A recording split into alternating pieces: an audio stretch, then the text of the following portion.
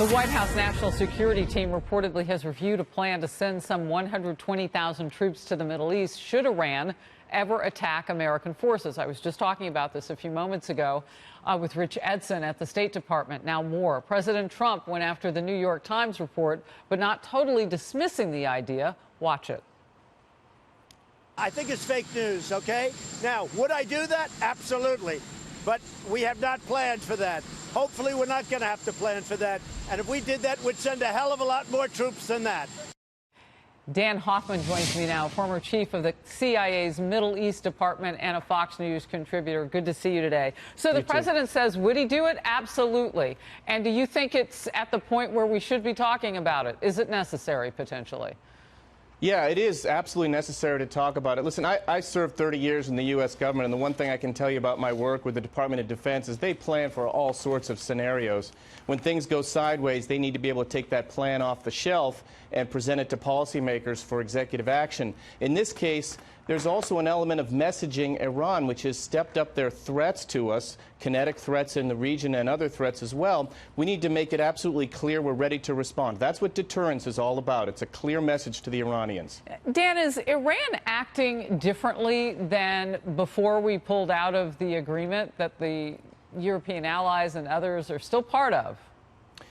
I think they are. Look, just recently they've threatened to enrich uranium to weapons-grade levels. They're threatening our European allies to withdraw collaboration on stemming the flow of migrants and drugs from the Middle East.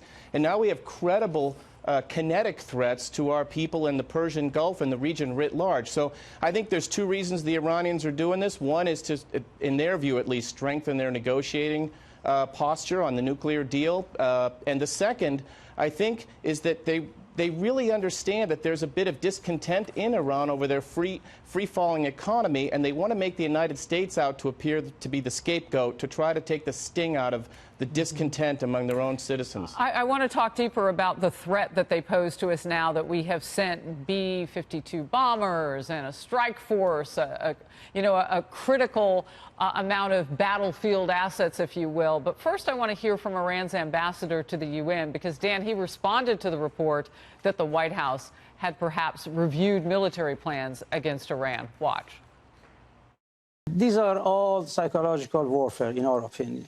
We are not in the business of trying to create a conflict in our neighborhood because nobody is going to have benefit from such a conflict in our region, except for a few, as I explained earlier, some people in Washington and some countries in our neighborhood. I sort of feel like he's trying to make us out to be the big monster. They are still the country that threatens Israel on the regular, right?